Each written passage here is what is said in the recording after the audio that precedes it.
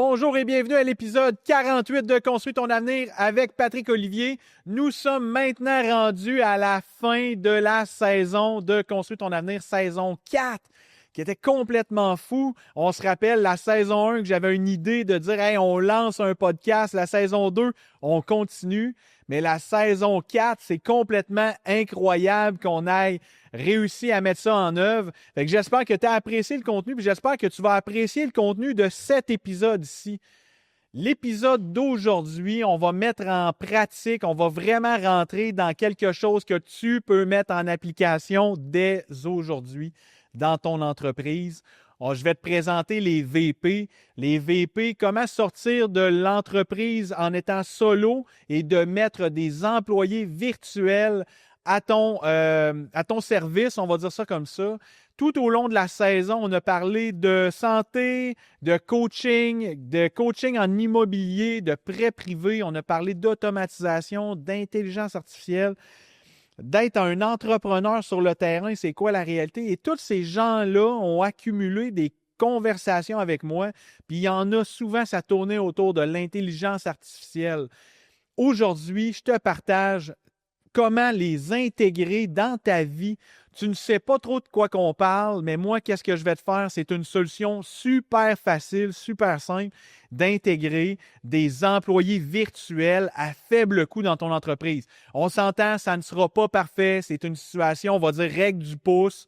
Ça va fonctionner. Si tu vas aller plus loin, c'est sûr et certain qu'il y a d'autres options, mais aujourd'hui, je te partage la version la plus économique de qu'est-ce que tu peux faire avec ChatGPT seulement. ChatGPT, idéalement, en version pro. Je t'invite également à aller revoir mon épisode 47, l'épisode 47 qu'on parlait, tu disparais pendant 30 jours. Dans ce 30 jours-là, il s'est passé des événements que j'ai énumérés à l'intérieur de ton entreprise. Et si tu as pris des notes dans l'épisode 47, tu vas pouvoir passer à l'action avec les employés virtuels que je vais te présenter dans l'épisode 48. Si tu aimes le contenu de Construis ton avenir avec Patrick Olivier, j'ai observé les statistiques.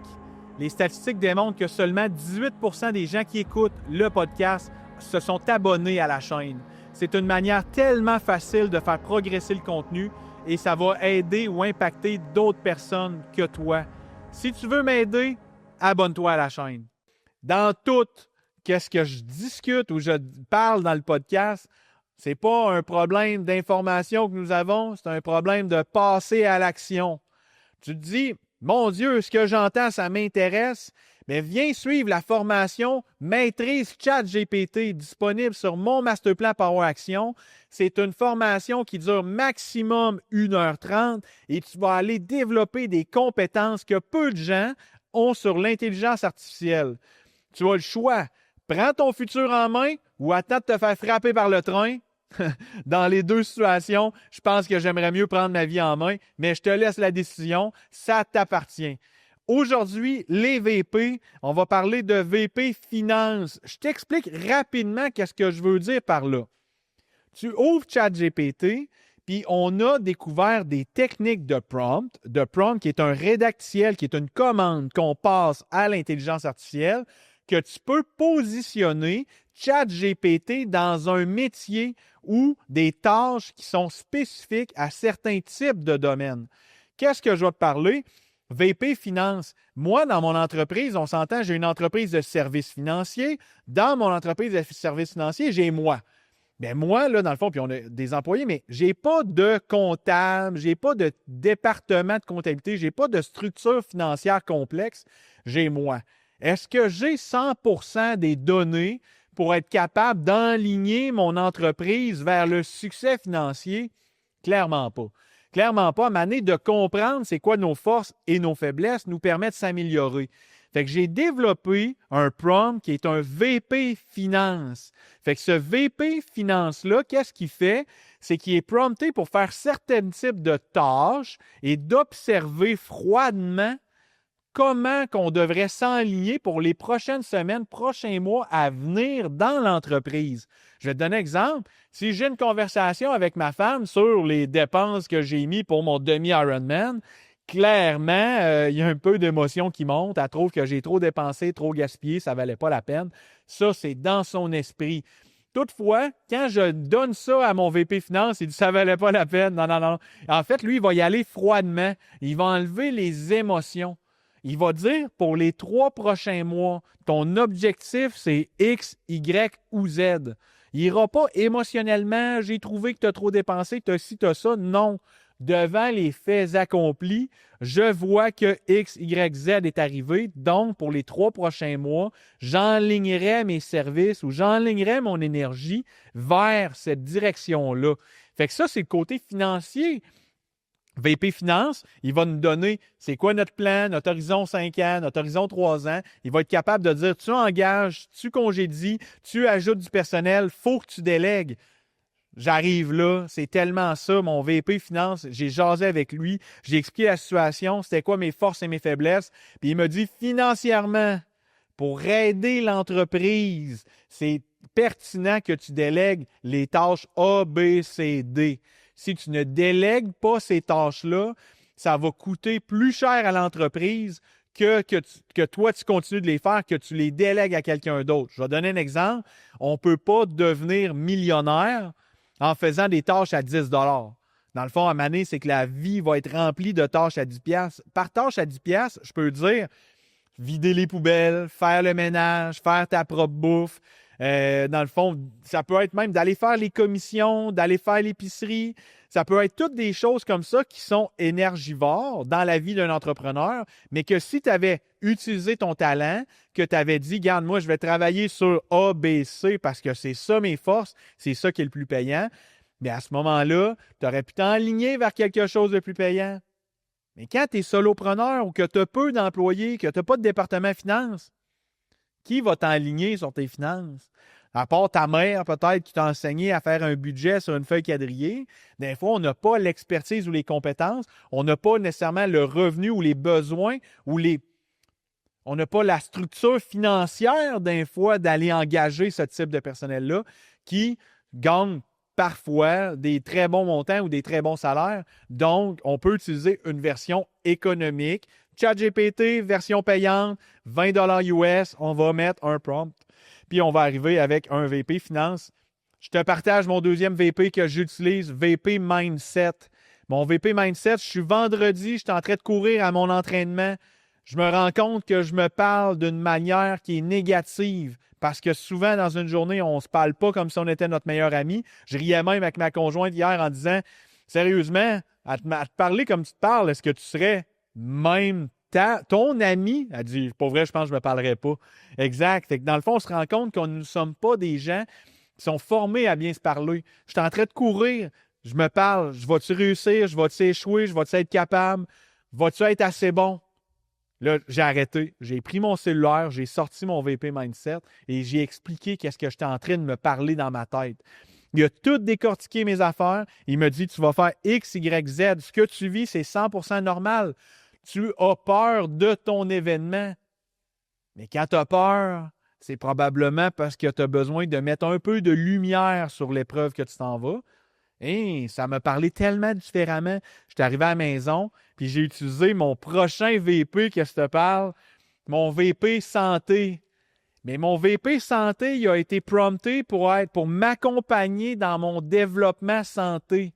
Mon développement santé, qu'est-ce que je peux dire? C'est qu'il m'accompagne dans la nutrition, il m'accompagne dans les épreuves de la vie, dans le fond, dans mon épreuve qui est mon demi-Ironman au Mexique. Fait que moi, j'y ai donné tous mes entraînements. J'y ai donné Strava, j'y ai donné ma montre Garmin, j'y ai donné ma balance à impédance, j'y ai donné le menu que je dois manger, le nombre de calories que je devrais faire, mes objectifs de perte de poids, mes objectifs photo. J'ai tellement perdu de poids dans les dernières années qu'il reste un moton. La bedaine, elle s'en va pas. Fait que là, je dis à mon VP Santé, je prends une photo, j'y envoie. Mon objectif, ça serait de perdre le gras que j'ai dans la bédaine, de finir de perdre ça. Bien, c'est super facile, Pat. Ce que j'observe dans les dernières semaines, tu fais énormément de jeûne. Mais le jeûne a fonctionné dans ta perte de poids jusqu'à maintenant. Mais là, ton corps, au poids que tu es rendu, se rend compte que ça, c'est une réserve d'énergie Et ton corps, présentement, ne te fait pas confiance à perdre cette énergie-là parce qu'à tout bout de champ, un peu aléatoirement, tu fais des jeûnes de 1 journée, 3 jours, 7 jours. Ton corps ne te trosse pas. Mange 3300 calories pendant 10 à 12 semaines avec l'entraînement que tu fais et tu vas réussir à perdre la bédaine que tu as. Tabarouette, je l'avais déjà entendu, ma nutritionniste me l'avait déjà dit. Ouais, tes jeûnes, c'est pas totalement bon. Mais là, ça a été dit dans un moment que j'étais prêt à le recevoir.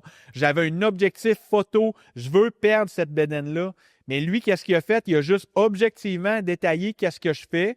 Puis il a dit, si tu veux que ça arrive, il faut que tu arrêtes de faire X, Y, Z.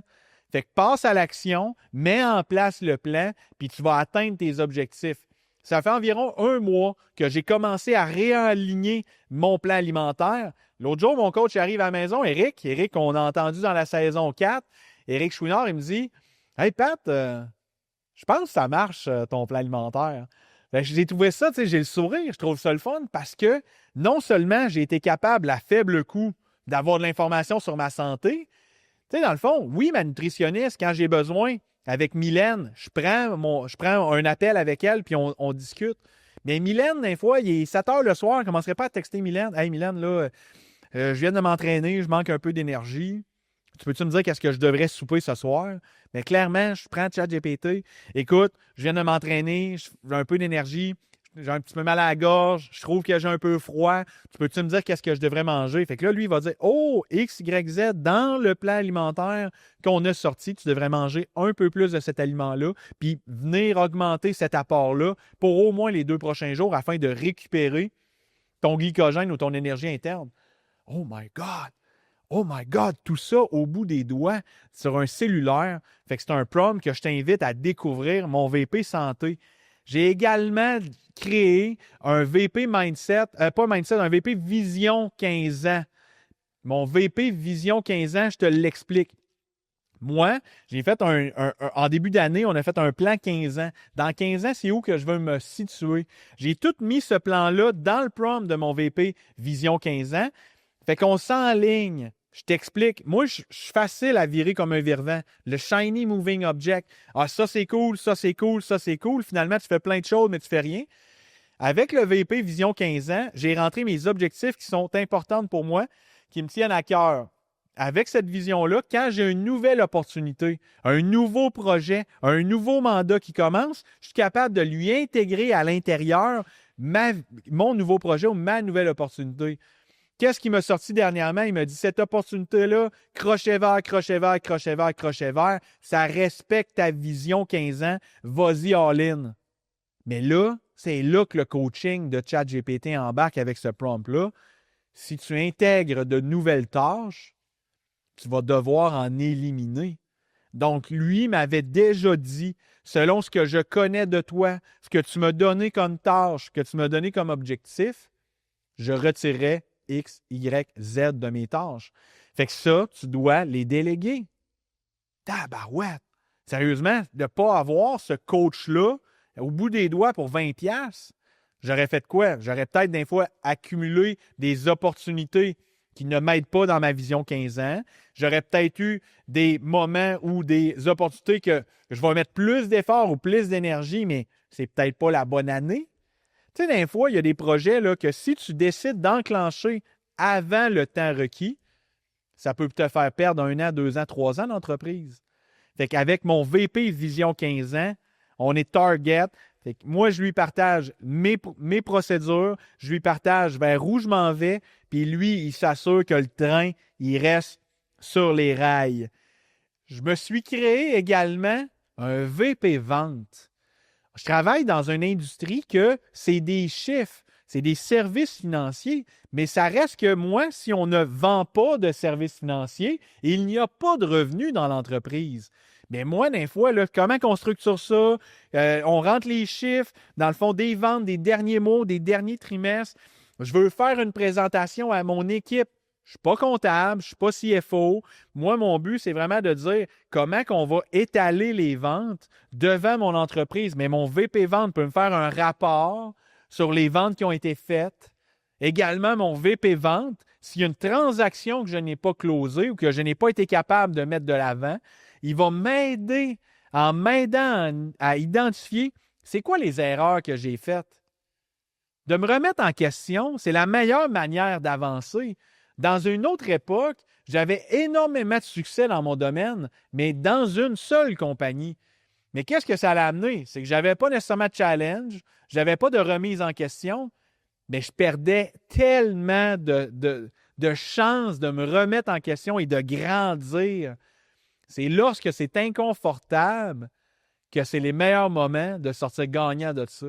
Mais mon VP vente, s'il arrive quelque chose, qu'une transaction ne se porte pas comme je veux, mais je suis capable de lui partager, puis il va être capable de me guider, de dire la prochaine fois, fais ça, X, Y, Z. Va passer ton message comme ça, va modifier ton PowerPoint, va modifier tes choses. Ça vaut combien un directeur des ventes? Ça vaut cher, là. Mais quand tu travailles solopreneur, as-tu le temps de t'engager un directeur des ventes ou un coach en vente ou quelqu'un qui va tout le temps superviser tes ventes? Fait que lui, sa fonctionnalité, c'est d'expliquer à l'équipe les ventes et le chemin où c'est qu'on est rendu, mais également de corriger le tir si on a besoin par rapport aux ventes. Normalement, si tu as une entreprise, il y a une vente à faire. En fait, même, je dirais 100% des gens qui ont besoin de vente. Essaye de dire à ta femme qui veut manger un steak ce soir, un poisson, puis toi, tu veux manger un steak, il va falloir que tu vendes l'idée qu'on va manger du steak à soir. VP marketing. Écoute, là, moi, on s'entend, là, je regarde sur les réseaux sociaux, là, des VP, pas des VP marketing, mais du marketing, il n'y a rien que ça. On est entouré de marketing, de publicité, de messages, de gens qui veulent nous vendre des choses.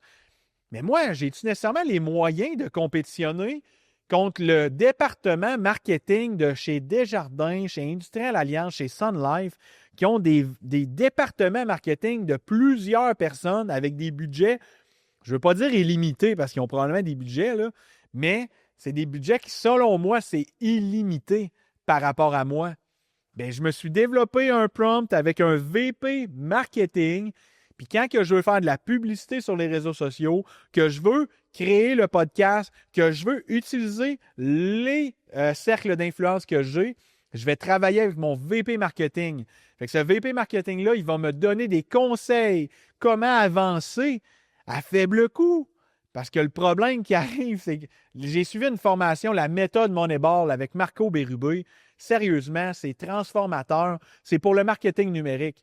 Mais la méthode Moneyball, qu'est-ce qu'elle m'a appris? C'est la même affaire que le film Moneyball. Les Aces d'Oakland, il y avait un budget de, je pense à l'époque, 40 millions, mais ils compétitionnaient contre des équipes comme les Red Sox et les Yankees avec des budgets de plus de 100 millions.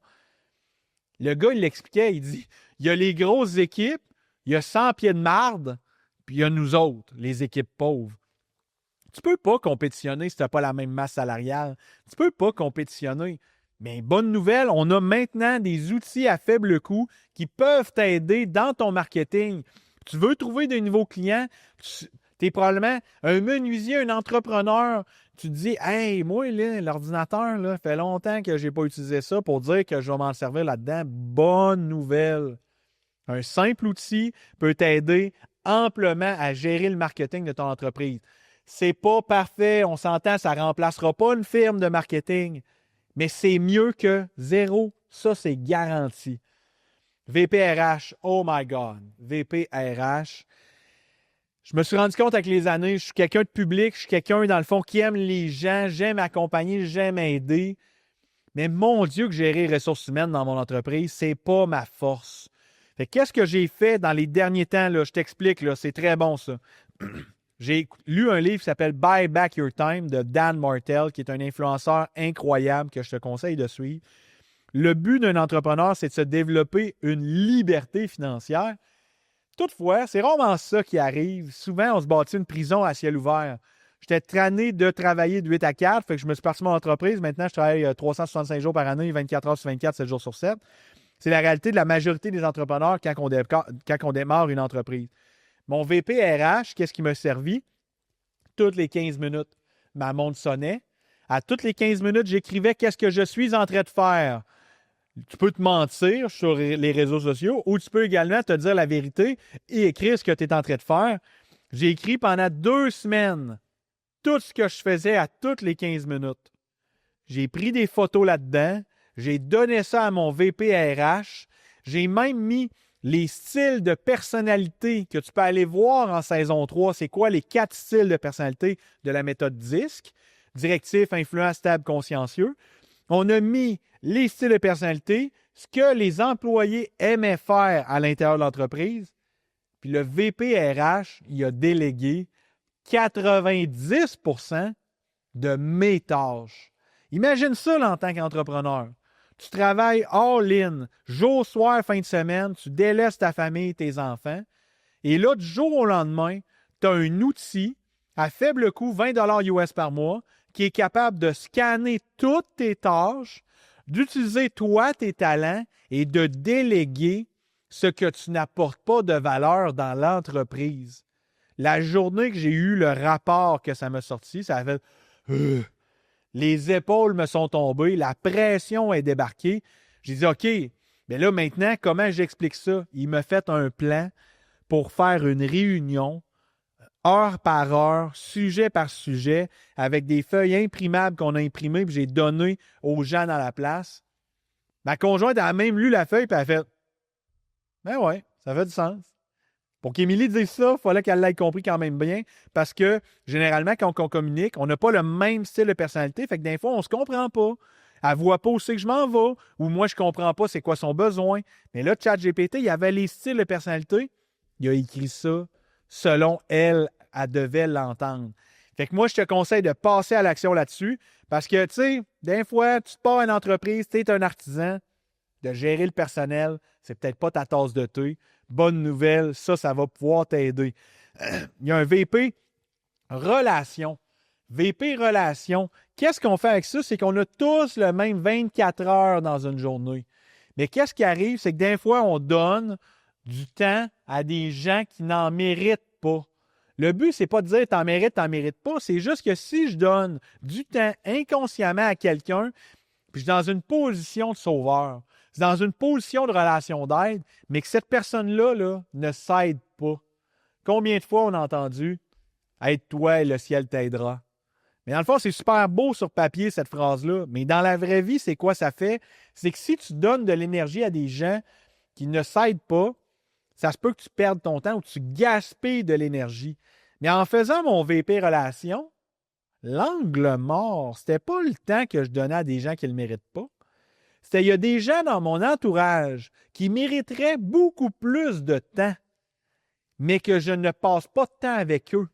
C'est des partenaires d'affaires, des relations d'affaires, des partenaires, des amis que j'apprécie énormément, mais je me rends compte dans mon VP Relation que ces gens-là, je les apprécie très fort, mais je leur donne très peu d'attention, très peu d'énergie. Pourtant, ça devrait être le contraire. Je devrais mettre mon énergie sur les gens que j'aime et j'apprécie. Et les gens qui ne respectent pas ou n'apprécient pas mon temps, mais c'est correct. C'est correct. On n'est pas obligé d'être ami avec tout le monde. Puis si tu aimes le contenu d'aujourd'hui, tu continues à l'écouter. Si tu n'aimes pas le contenu d'aujourd'hui, c'est correct. Il y en a d'autres podcasts. Même la statistique, c'est qu'il y a 500 heures de contenu uploadé sur YouTube à chaque minute. Donc, je suis convaincu que tu vas trouver quelque chose que tu aimes ou que tu apprécies. Le but aujourd'hui, ce n'est pas d'être bon dans tout, mais c'est de savoir comment l'exécuter et qui peut l'exécuter. Parce que tu ne connais pas, c'est ça qui te fait mal. J'espère que tu as apprécié la saison 4 de Construction d'avenir. J'aimerais remercier les studios Coupé, Production Coupé, de nous avoir fourni les bureaux. On s'entend, ils ne nous ont pas fourni, là, je suis quand même client avec eux, mais d'avoir permis l'enregistrement de la saison 4. Le studio est complètement incroyable. Je pense que vous avez remarqué dans la saison 4 que le modèle a changé. Le studio est complètement différent et je trouve que c'est incroyable comme endroit. Tu as besoin de filmer du contenu, c'est la place. Coupé, Production Coupé sur Charest, à Québec. Je pense que c'est l'endroit que tu dois rencontrer ou que tu dois aller pour mettre en œuvre ton projet. Merci d'avoir été à l'écoute. Partage à eux de tes amis que ça pourrait intéresser ce podcast-là. Reste à l'écoute lors des prochains épisodes de la saison 5. À bientôt, au revoir!